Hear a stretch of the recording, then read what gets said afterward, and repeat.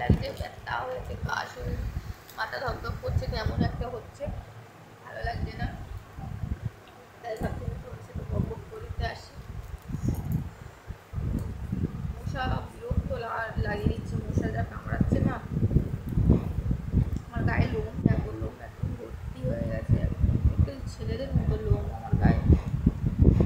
খাই তাই এটা আমার গরম তেল, মাছের তেল ছিটকে এসেছিলো, সেই ছিটকাটার তেলটা পড়েছে। আর এটা ছোটোবেলায় সাইকেল চালানোতে পড়ে গিয়েছিলাম,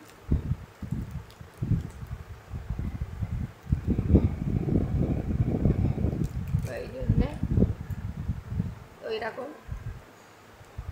আমাদের কার কার ঠাকুর আছে বলো, আমার দিকটা দিকটা সব জায়গায় ফেটেছে, হাত পর্যন্ত ফেটেছে, আমার পা পর্যন্ত ফেটেছে, বুঝতে পারছো? তো চলো পরে আসছি।